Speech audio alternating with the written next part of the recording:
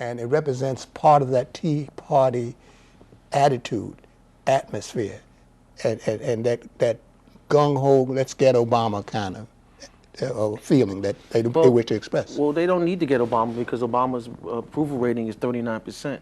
And unemployment rate for the last month was 9.1%. So there is already dissatisfaction within his own ranks, within the progressive movement. I have plenty of progressive people that are contacting me, looking at one now, that are dissatisfied with the philosophy of President Obama and the idea that President Obama is not willing to fight for those who can't speak up for themselves. Yeah, it seems like not only is he not willing to fight, but he's not willing to point out the errors in the system. I mean, he's doing a little bit of it now, but the errors that are not his fault.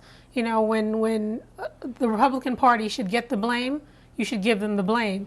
And it's nice that he's been holding out the olive branch and trying to be, you know, bipartisan and come to a resolution on a lot of issues. But when we run into these long delays like we did with the debt ceiling that bring us to the point where now we have to worry about credit ratings and, you know, volatile stock market, et cetera, I think at that point you should point out very clearly who's to blame. And I remember talking to you a few months ago, Maurice, when I saw Jimmy Carter on a show, right, and he was saying, you know, even though we don't want the Republicans to have control, we should also make sure that now that they take responsibility for the bad that is their due to their actions. Let's deal with some inaccurate information that's being put out there. And let's just go back to the Republican candidate Michele Bachman. Michele Bachman is saying that with the debt ceiling being raised, it's a $2.4 trillion check that they've given President Obama to go waste. Inaccurate, first of all, because the money is going toward paying for programs that had already been approved way before Obama ever got into office. So that's inaccurate. It's a misnomer, and I think that we need to deal with that as an issue. Secondly, she actually voted for the debt ceiling to be raised when she supported Paul Ryan's particular budget that he had in April, which increased revenues, whatever. And I don't understand why she's not being held accountable for the things that she's saying, because they're inaccurate and they're falsehoods. Well, we see Sarah Palin got away with murder during her public speaking, and I think at this point, unfortunately, a lot of the people in the general population aren't calling people on issues like that. You know, or if you catch somebody in a wrong or in a backslide, you should actually make them explain it and explain it clearly.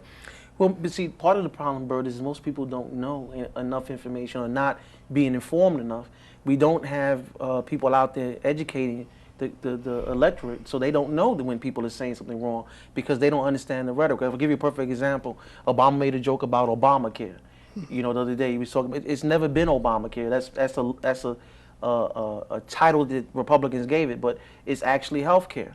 And that is the issue. It's not about Obama doing anything. It's about providing health care for individuals that don't have it. And that's not an issue of Obama. That's been something that people have been trying to do since presidents have been in office. Well, some presidents. Yeah, these are tags that the opposition puts on a name that they hope continues to ring with the uneducated, which is about almost 85% of the population. Careful now, you don't want to get in trouble. Katie Couric got in when she called the people the unwashed masses. I didn't go there yet. so the Obamacare is a sort of a pejorative, or a sort of a put down that they hope will ring in the people's ear.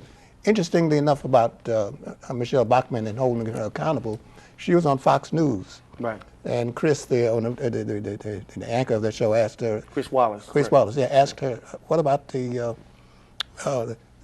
Fitch, not Fitch, Standard & Poor's, included in their criticism and their narrative that the Congress failed to deal with taxes, failed to deal with revenue as part of the agreement. And she totally ignored the question. She said, it was amazing how she just skirted around it. Right. And he, this is Fox now, and he asked her the question, what about the revenue? And she just avoided and just continued to attack Obama. If Obama was real, you know, we wouldn't be in this situation. They practice all of this before they get on these shows. Right. But she's come across, you know, she's not a Palin in that sense of being she's off the rock. She's on it. Well, see, part of the thing that we have to kind of look at is that when we look at situations that occur within the United States, and especially this economic condition that exists, this recession, this is something unique. There is no other president. The closest to it was FDR, right? Hoover and FDR might be able to say that we dealt with something like this when no one else has. So these are unique situations which people can, you know, be Sunday morning or Monday morning quarterbacks on. But right now, things have to be done.